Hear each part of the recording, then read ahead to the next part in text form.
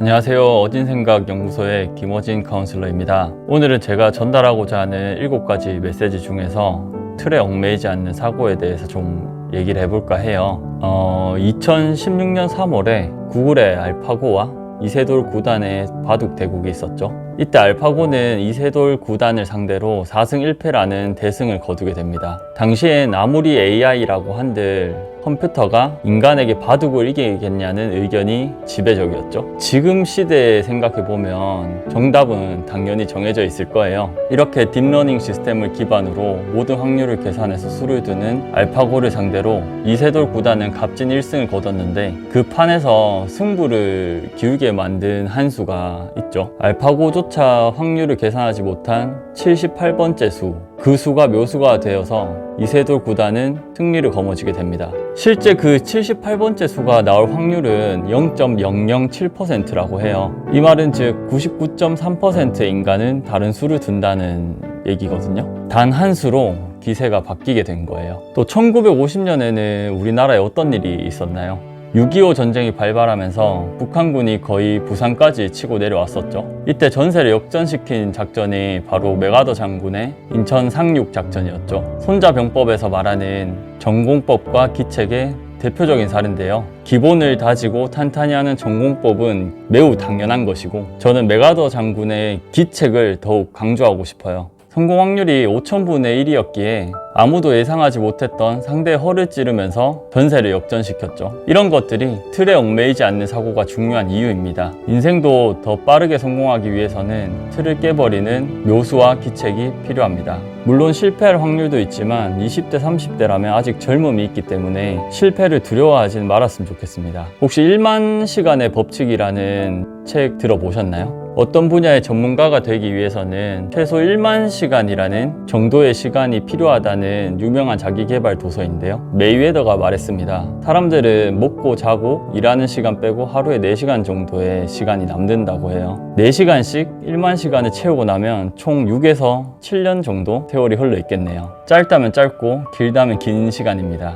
하지만 더 빠른 방법이 있다면 우리는 그거를 시도를 하지 않을 이유가 없습니다. 틀을 깨버리시라는 거예요. 저는 만에 하나라도 가능한 모든 일이라면 불가능한 일은 없다고 생각합니다. 틀에 얽매이지 않는 사고를 하면 웬만해서는 불가능한 일은 없습니다. 불가능이라는 것도 우리가 어떠한 틀로 정해놓은 거기 때문이에요. 틀을 깨버리는 방법으로 저는 이제 3가지를 말씀드리고 싶어요.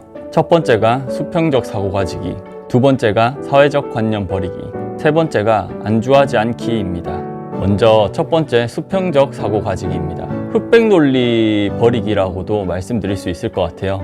예를 들어서 수박에 씨가 없다, 물을 사 먹는다, 숨쉬는 산소를 구매한다 라는 말이 있으면 그렇다 아니다가 아니라 그럴 수도 있겠다라는 생각을 가지시는 거예요. 그래서 영국의 제임스 다이슨은 날개 없는 선풍기를 만들게 됩니다. 여러분들은 제가 지금 혹시 양말 장사를 하라고 하면 어떻게 생각하실 건가요? 그나마 유튜브 채널에서 나오는 얘기니까 약간의 의구심은 조금 가지시겠죠? 하지만 주변 친구분들이 그런 얘기를 하셨다면 뜬금없이 무슨 소리냐 라고 하셨을 거예요. 제가 2018년에 우연히 이런 기사를 접하게 됐어요.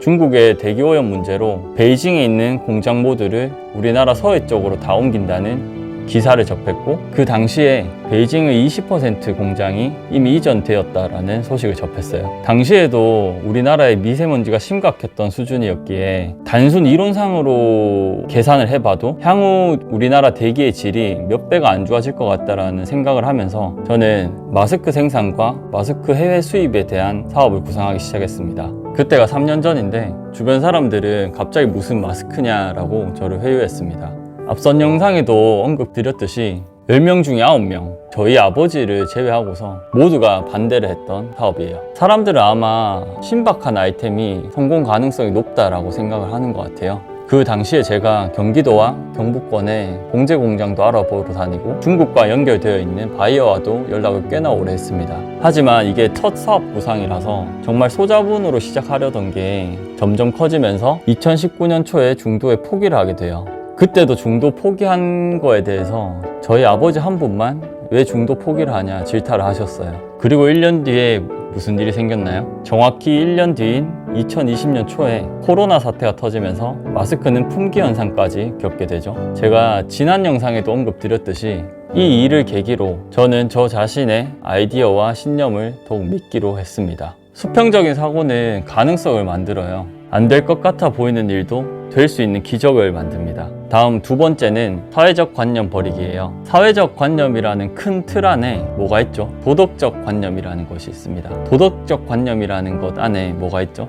법이라는 게 있죠. 대부분의 사람들은 사회적 관념 속에서 사회적 관념대로 행동하고 사회적 관념대로 살아갑니다. 예를 들면 대학을 반드시 가야 되고 20대 초반에 군대를 가야 되고 20대 후반 안에는 취업을 해야 되고 30대 안에는 결혼을 해야 된다는 것들입니다. 여러분들은 불법적인 게 돈을 많이 번다라는 얘기를 한 번쯤은 들어보셨을 거예요. 왜 그럴까요? 남들이 하지 않는 블루오션이기 때문입니다.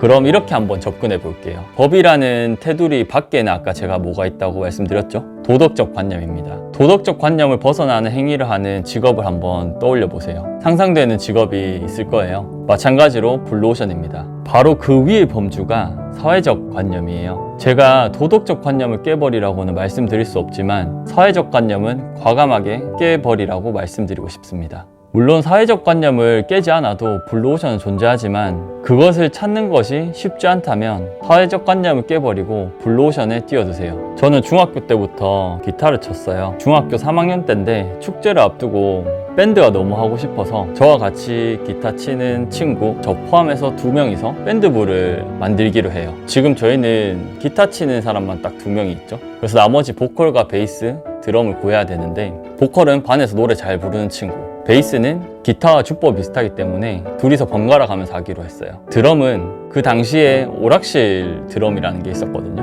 오락실 드럼 게임을 좀 한다는 친구를 섭외해서 밴드를 만들었습니다.